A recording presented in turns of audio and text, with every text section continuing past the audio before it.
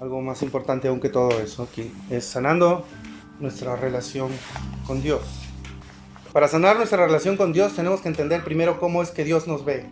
Vamos a empezar con Efesios, capítulo 4, versículo 30. Y no contristéis al Espíritu Santo de Dios, con el cual fuisteis sellados para el día de la redención. El nuevo hombre, somos todos nueva hechura, dice, nueva criatura. Como nuevos hombres y nuevas criaturas, no deberíamos contristar el Santo Espíritu de Dios. Pero muchos hoy llamados cristianos piensan solo en lo material. Y así es como contristan al Espíritu Santo del Señor. Lo entristecen porque tienen en poco la santidad. El Espíritu de Dios es contristado cuando te sientas a ver televisión y tu Biblia sigue a tu lado cerrada. No tienes tiempo para la oración, pero el Espíritu te ve muy activo en las cosas del mundo, con muchas horas de relajo y de diversión. Él es contristado porque ve que amas las cosas de este mundo más de lo que le amas a Él. La tristeza del Espíritu Santo no es una tristeza de lástima. Se entristece por nuestro propio bien, porque sabe cuál es la paga del pecado. Él se contrista porque ve cómo es que nosotros vamos cargando y cargando castigo, juicio, y cuánta comunión vamos perdiendo con el Padre, hasta llegar al punto de necesitar sanar nuestra relación con Dios. Hoy el Espíritu Santo tiene un dolor debido a la actitud de muchos cristianos que, suponiendo ser gente espiritual, no han caminado a la altura de la santidad que demanda este Espíritu de Dios, sino creen que Dios y el Espíritu Santo de Dios se entristece. Podemos verlo en Génesis 6:6. Y se arrepintió Jehová de haber hecho hombre en la tierra y le dolió en su corazón. Le entristeció, lo contristaron. Dios no puede ser insensible ante el pecado humano, ante la rebelión del ser humano. Dios es una persona y se entristece. También sabemos que Jesús lloró porque se entristeció como hombre. Y el Espíritu Santo vimos también que se entristece. Salmos 55, versículos 12 y 13. Esto es para entender quién es el que nos puede contristar, quién es el que nos puede entristecer, qué personas. Salmo 55, versículos 12 y 13 dice: no es un enemigo el que me hostiga, eso podría soportarlo. No son mis adversarios los que me insultan, de ellos habría podido esconderme. En cambio, eres tú, mi par, mi compañero y amigo íntimo. Esa persona. Esto significa que solamente se puede contristar a alguien muy cercano. Esto significa que solamente podemos contristar a alguien íntimo. Tú nunca podrías contristar a un enemigo. Lo que podrías hacer, de repente lo máximo que podrías hacer es enojar a tu enemigo, pero no entristecerlo. Entonces el Espíritu Santo se contrista porque quiere estar muy cerca de nosotros, porque quiere tener intimidad con nosotros. Él quiere estar muy cerca, pero le causamos un profundo dolor, y la Escritura compara este dolor como el que es causado por un adulterio. Esto lo hemos escuchado antes, pero el Señor quiere que lo repita. La iglesia y nosotros como cuerpo de Cristo es la esposa adúltera y Dios es el esposo traicionado. En una versión anterior lo vimos en el libro del profeta Oseas, pero hoy lo vamos a ver en el libro de Ezequiel. Y todo el capítulo 16, si tienen oportunidad de leer todo el capítulo 16 de Ezequiel, que es el más largo capítulo del libro de Ezequiel, en realidad, cuando uno lo empieza a leer y lo termina, de verdad, si uno es sensible a la palabra de Dios, termina en lágrimas. Si uno realmente ve y se ve reflejado en todo lo que el Señor está diciendo en este capítulo 16 de Ezequiel, va a terminar con lágrimas en los ojos. Porque es fuerte. Hay muchos predicadores que evitan este capítulo 16 porque dicen que no, que es muy fuerte, que las palabras de metáfora que utiliza Dios, comparando a Israel tan infiel que le fue, serían para que muchos huyan de las iglesias y que esto no sea hablado en un púlpito. Pero hoy lo vamos a hablar. porque la palabra de Dios lo dice. Vamos a leer Ezequiel capítulo 16, vamos a empezar desde el versículo 5 al 8. Miren cómo éramos nosotros. Miren cómo es que el Señor se presenta. El día de tu nacimiento no fuiste deseada. Te arrojaron en el campo y te abandonaron para que murieras.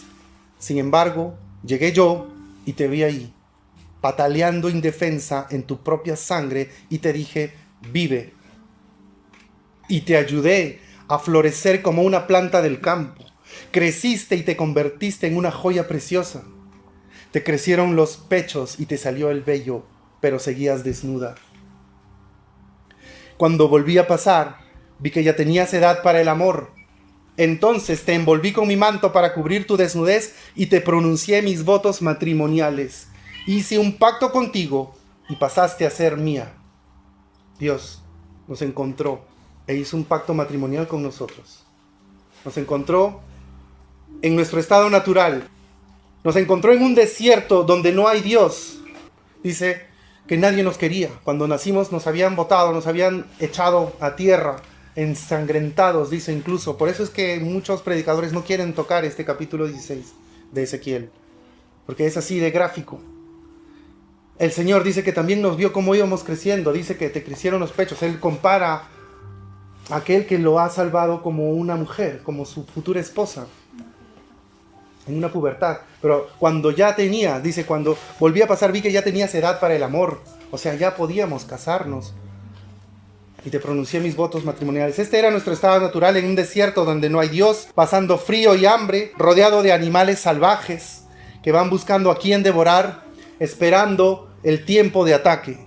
Así estábamos nosotros. Ese es el estado de la naturaleza humana. Estábamos devastados, desarmados, indefensos, expuestos a todo tipo de destructores. Sin embargo, dice el Señor, llegué yo. Y esa parte es la que a uno lo conmueve. Sin embargo, llegué yo y te vi en tus sangres y te dije, vive. De verdad habríamos muerto si no fuera por la gracia de Dios. Y Él hizo un pacto con nosotros y nos unimos a Él en un matrimonio. Continuamos leyendo Ezequiel 16, ahora de versículos 9 al 14. La palabra dice así: luego te bañé, te limpié la sangre y te froté la piel con aceites fragantes. Te vestí con ropas costosas de lino fino y de seda con bordados hermosos, y te calcé con sandalias de cuero de la mejor calidad. Te di joyas preciosas, pulseras y hermosos collares, aretes para las orejas y una hermosa corona para la cabeza. Comiste los mejores alimentos y te pusiste más hermosa que nunca. Parecías una reina y lo eras. Dios nos cuidó de este modo. Él nos lavó de nuestra suciedad. Él vistió nuestra desnudez. Echó fuera toda nuestra vergüenza y nos alimentó con su palabra bendita. Alabado el Señor. Mientras la esposa del Señor obedece su palabra y guarda su pacto, el Señor bendice tal como lo prometió. Siendo fieles a Dios, somos muy amados. Estamos más que perdonados y el Rey se deleita en nosotros. Hasta ahí todo bien. Y siempre hay un pero, ¿no? Acá está el pero. Ezequiel 16, versículos del 15 al 17. Pero pensaste que eras dueña de tu fama y tu belleza. Entonces te entregaste como prostituta a todo hombre que pasaba. Tu belleza estaba a la disposición del que la pidiera. Usaste los regalos que te di para construir lugares de culto a ídolos, donde te prostituiste. Tomaste las joyas y los adornos de oro y plata que yo te había dado y te hiciste estatuas de hombres y les rendiste culto. Eso es adulterio contra mí. El orgullo es la raíz de la desgracia. Cuando nos olvidamos que no éramos nada cuando Dios nos encontró. Cuando confiamos más en la bendición que en aquel quien dio la bendición. Y es una diferencia muy grande. Confiamos más en lo que viene, en la bendición que viene de Dios, y nos olvidamos de aquel que está entregando esa bendición. Dios nos advierte que no lo olvidemos cuando recibamos sus beneficios. Esto lo vemos en Deuteronomio, capítulo 6, versículos del 10 al 12.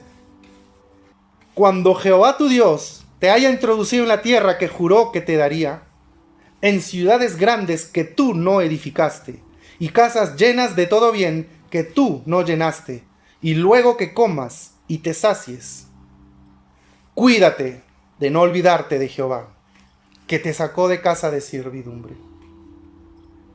Cuídate de no olvidarte de tu Dios, porque todo eso que tienes no fue por tu fuerza, ni porque eras muy listo. No debemos presumir nada, hermanos. No debemos presumir nada porque no tenemos nada propio. Cuando la tentación llega para llenarnos de orgullo porque nos creemos muy buenos y nos creemos merecedores de más y más y más. O cuando creemos que podemos ser independientes y queremos desligarnos de Dios. Hasta aquí, Señor, me ayudaste. Suficiente. Queremos desligarnos de nuestro esposo divino. Que podemos vivir sin Dios. Entonces debemos recordar de dónde Él nos sacó. Porque si no somos humildes, vamos a correr hacia el pecado.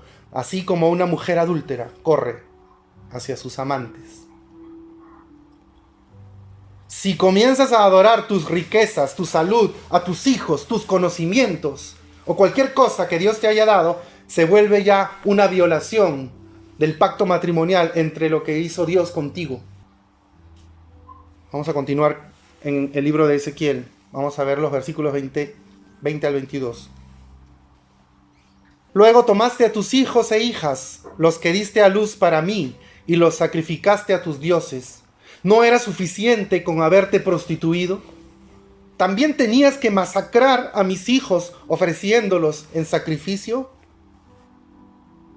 En todos tus años de adulterio y pecado detestable, no recordaste ni una sola vez los días pasados, cuando estabas desnuda y tirada en el campo, pataleando en tu propia sangre.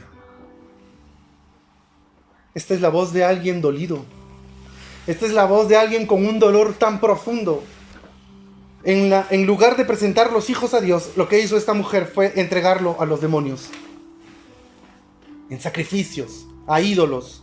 Tal es la degeneración. Cuando uno se aparta de Dios, el mundo comenzó a estar lleno de pecado.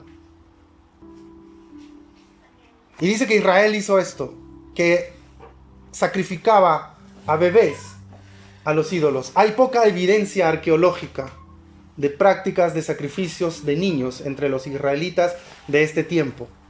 Es muy poco lo que se ha encontrado, de repente casi nada. Esto significa que esto ha sido muy bien ocultado. Han limpiado todas esas trazas. ¿Por qué? Porque era una práctica vergonzosa. Era el pueblo de Dios. ¿Cómo iba a pasar esto en Israel? Pero esta declaración aquí del profeta Ezequiel es la manera en que Dios nos recuerda que todo lo oculto saldrá a la luz. Ahora sí vamos al libro de Oseas, capítulo 2, versículo 13. La castigaré por todas las ocasiones en que quemaba incienso a las imágenes de Baal, cuando se ponía aretes y joyas y salía a buscar a sus amantes, olvidándose de mí por completo, dice el Señor. Pero luego volveré a conquistarla. La llevaré al desierto y allí le hablaré tiernamente. Al llegar ese día, dice el Señor, me llamarás esposo mío en vez de mi Señor. Hay una diferencia. ¿Qué hace un hombre traicionado? Lo más seguro en esta tierra es que busque venganza. La reacción natural de alguien que se siente traicionado. Aquí el dolor del Espíritu Santo toma entonces características muy humanas. Dice, la castigaré. Porque la mujer aquí se olvidó de su esposo. Pero luego en este versículo 16, ahí está la misericordia de Dios. Pero voy a volver a conquistarla. Total, ella es mi esposa. Aunque la tradición ha causado un gran daño, el Señor no se olvida. Hay mucha tristeza, pero el Señor no se olvida de un pacto que Él hizo con nosotros, no nosotros con Él. Él hace los pactos. Y si hay un pacto de matrimonio, Él está ahí para restituir a aquel que lo busca. Y cuando dice acá, me llamarás esposo mío en vez de mi Señor, aquí es bastante profundo en cuando uno lo ve en el original. Ishi es mi marido, es una palabra hebrea. Ishi Dice, me llamarás Ishi, o sea, me llamarás mi marido. ¿Qué quiere decir esto? Esa palabra Ishi es una relación matrimonial de amor y de profunda intimidad. Algo muy íntimo. Me llamarás otra vez así, como me llamabas antes. Mi amor, mi esposo, mi marido, en intimidad. Y dejarás de llamarme Baali, o mi señor, que se usa la palabra señor en un sentido de posesión obligada, una relación basada en el miedo. Este nombre Baali, o mi señor, por eso dejarás de decirme ya mi señor, o Baali, fue la palabra que utilizó Israel para Jehová durante el tiempo de su infidelidad. Fue un intento de mezclar la adoración de Baal con la del verdadero Dios. Israel había caído en tanta confusión que llamaba al Señor, en vez de decirle Ishi, le llamaba Baali, como si fuera idéntico a Baal. De la misma forma en que una mujer que ha pasado mucho tiempo en adulterio, al punto de considerar y tratar al amante como si fuera su verdadero esposo. El impacto de la infidelidad es humillación, hiere en la dignidad. El afectado se pregunta si realmente vale la pena. ¿Realmente soy una buena persona?, se puede preguntar el afectado. Ahora que he sido comparado con otro, ¿seré yo lo suficientemente bueno? ¿Seré una persona digna de ser amada? ¿Seré alguien digno de recibir el amor de mi cónyuge? Porque cuando alguien te es infiel, te hace pensar que no eres digno de ser amado. Por algo pasó. Y así es como se siente el Espíritu Santo. Cuando lo contristamos, si alguien ha sentido este dolor, yo sé que no se lo desea a nadie. Hemos entristecido al Espíritu Santo de Dios y ahora ¿cómo sanamos nuestra relación con Dios? Ya hemos empezado a ver cómo es que Dios considera esa relación con nosotros, como Él esposo y nosotros su esposa. Y le hemos sido infieles. No podemos decir que no. Pero ahora, ¿cuál es la solución? Señor, danos una solución. ¿Cómo sanamos nuestra relación con Dios? Pues la Biblia también nos dice cómo hacer. Apocalipsis, capítulo 2, versículos 4 y 5. Pero tengo contra ti que has dejado tu primer amor. Recuerda, por tanto, de dónde has caído, y arrepiéntete, y haz las primeras obras. Es Dios el que nos habla aquí. Me enfrento contigo por este asunto. Me enfrento ahora contigo por este asunto, y no es algo ligero, sino que es algo muy importante. Tu amor se ha enfriado. Tu amor ha perdido la fuerza de antes. Han pasado años de matrimonio. Todo comenzó con amor y compasión. En tu intimidad tú me buscabas, el amor que deberías tener. Ahora ya no lo tienes. No quieres buscarme en oración. Que has perdido el primer amor. Es una evidencia. Todo esto es una evidencia que has perdido el primer amor. No hay ganas de obedecer la palabra de Dios. El Espíritu Santo está triste cuando dice: has perdido el amor que antes tú me mostrabas. Me has dejado por seguir otras alternativas, otros dioses, otros hombres. ¿Quién me ha reemplazado en tu corazón? Luego dice: recuerda de dónde has caído. Pon a funcionar tu memoria. ¿Qué era lo que tenías antes de caer en adulterio? Tenías una relación sincera conmigo, un compromiso bendecido. ¿Y qué cosa hiciste? Te fuiste a buscar otra cosa. El Señor te dice: no me habías perdido. Yo no me fui. Tú te fuiste. Has contristado al Espíritu Santo con malas decisiones. Recuerda dónde estabas. Recuerda cómo eras. Esos días cuando no me engañabas, cuando tenías una relación sana, cuando tu corazón era sano. Y por último dice: arrepiéntete y haz las primeras obras. Luego ven y arrepiéntete, haz un cambio radical, cambia de rumbo, date la vuelta, que te duela este cambio que vas a hacer, que te duela, porque si no vas a volver a lo mismo. Tiene que dolerte por todo lo malo que has cometido. Vuelve al lugar donde estabas bien, al lugar de donde nunca debiste salir. Y haz las primeras obras, todo eso que hacías para agradarme, voluntariamente lo hacías, hazlo de nuevo, búscame en oración. Cuando el amor se pierde, hermano, se pierde todo, porque Dios es amor. Entonces, si se ha perdido el amor, ya no está Dios en medio de esa relación. No contristemos más al Espíritu Santo de Dios. Empecemos a sanar nuestra relación con el Creador, con el Señor. Hemos sido infieles a la palabra de Dios y lo confesamos. Hemos causado un dolor muy profundo, muy fuerte. Hemos adulterado en contra del Espíritu Santo y hemos cambiado su gloria por carne. Al que ha experimentado el dolor de una traición, al que sabe el vacío que queda cuando se descubre el engaño, no le haga esto al Espíritu Santo que Dios nos ha dado. Y los que no saben cómo se siente, suficiente creo que es ver cómo hay sufrimiento en tantos matrimonios quebrados. Sanemos nuestra relación con Dios. Lucas capítulo 7, versículos 44 al 47. Jesús es invitado por Simón el fariseo a una comida y entra una mujer de mal vivir. Y esto es lo que pasa cuando el Señor cambia. Al que estaba juzgando, que era Simón el fariseo, comenzó a juzgar a la mujer y a Jesús. Si fuera profeta, sabría quién es esta mujer. Y Jesús le da la vuelta y dice: ahora yo te voy a juzgar a ti. Cuando entré en tu casa no me ofreciste agua para lavarme los pies, pero ella los lavó con sus lágrimas y los secó con sus cabellos. Tú no me saludaste con un beso, pero ella no ha dejado de besarme los pies. Tú no ungiste mi cabeza con aceite, pero ella ha ungido mis pies con un perfume exquisito. Te digo que sus muchos pecados han sido perdonados. Por eso ella me demostró tanto amor. Pero una persona a quien poco se le perdona, poco amor muestra. Y esta última frase se entiende mejor.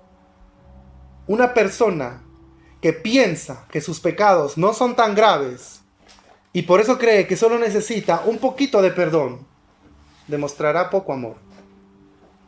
Yo soy pecador, pero he pecado poco. Poco amor muestro. Dios nos libre de pensar que tenemos poco pecado, porque mientras pensemos así, poco amor vamos a mostrar, tanto a Dios como a nuestro prójimo. Esto también forma parte de sanar nuestra relación con Dios. Debemos aceptar nuestros errores, nuestros pecados, nuestras faltas, nuestros malos pasos, nuestras malas decisiones, aceptarlos como hombres y mujeres de Dios, porque a Dios no lo podemos engañar y no podemos ocultar nuestras obras que hay aquí adentro a un Dios que todo lo ve. Eso es sanar nuestra relación con Dios. Decirle: Señor, sí, yo he pecado, yo te he sido infiel muchas veces y necesito de ti una vez más, porque fuera de ti nada soy. Amén.